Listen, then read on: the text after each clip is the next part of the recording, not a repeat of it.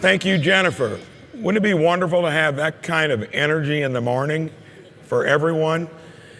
This is a blessing to be here to welcome you to a place that my home. I've lived here every year other than 2 when I had to really find out what an entrepreneur actually was, is when I was pursuing a business degree.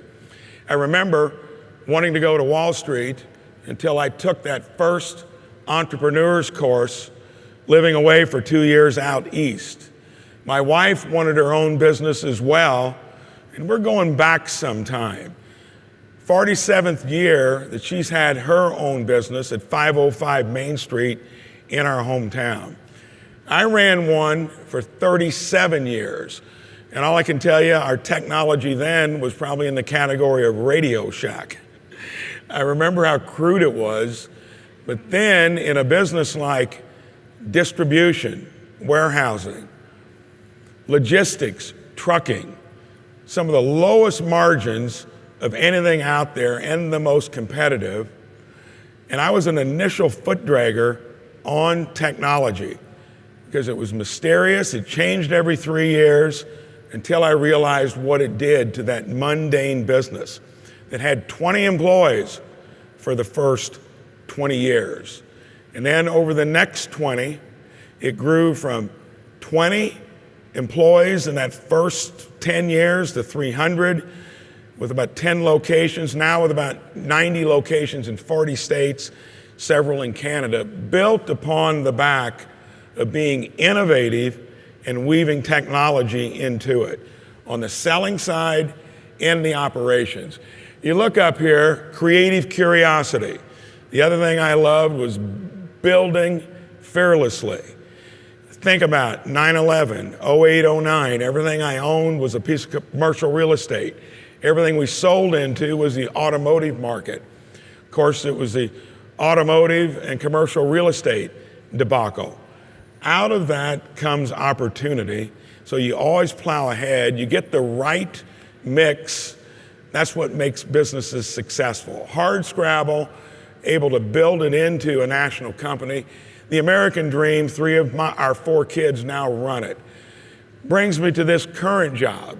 Most people would think you're crazy to leave that and venture into the world of politics and government. Well, when any of you want to retire early and decide to do it, look me up.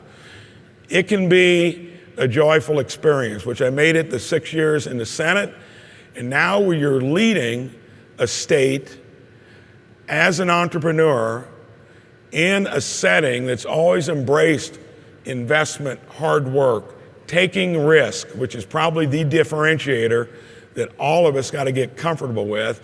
And then how do you weave that into a fertile field for businesses that want to do it? I didn't realize how good we were at it, come from a community that was very good at it, but we've got 49 other competitors. So this is going to be the hotbed of innovation. From the time I've been here working with the legislature, we've done more things already, a lot of it on the executive or administrative side, a lot of what we're going to do collectively together, not to mention having a state government that's agile on permitting, on making the ease of business easy, not difficult. So I am so happy that this is here in Indianapolis. You got an individual like Toph Day that's been working it as his career, being innovative. We are now in a place with the idea of like a quantum corridor with the universities we have, from the region down through Lafayette, Purdue, Indianapolis, Bloomington IU, Crane in southern Indiana, close to where I live. Folks are looking to come here to Indiana. And when we're going to do things like we're going to do on workforce, scaling up your own employees before you have to recruit people in, just did something called Power Up that's going to make that easier, because workforce is always the issue you're going to run into when your business starts growing.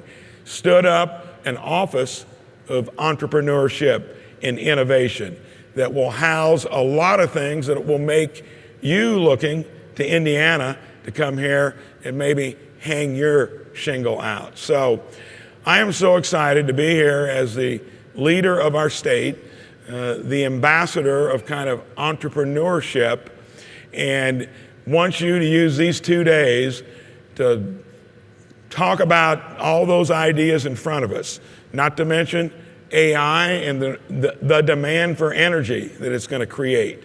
No state has it ready to go. It takes 4 years to stand up the easiest electric generation facility, which would be natural gas.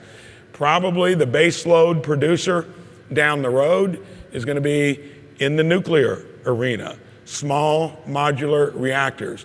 And by the way, Indiana's got the early corner on that market with Purdue University, which is the school that's put the most effort into that source of power, which powers our aircraft carriers, submarines, and you'd stack it in a way that it eats up all the spent fuel from light water facilities.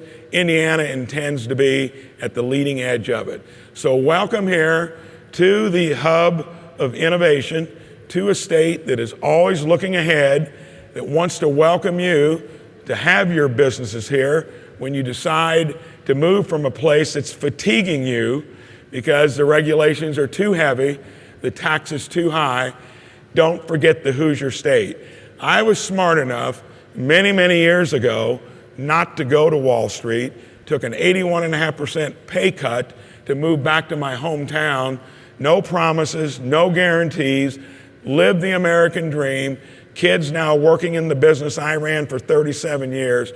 Come here, enjoy the 2 days. Don't forget about Indiana once you leave.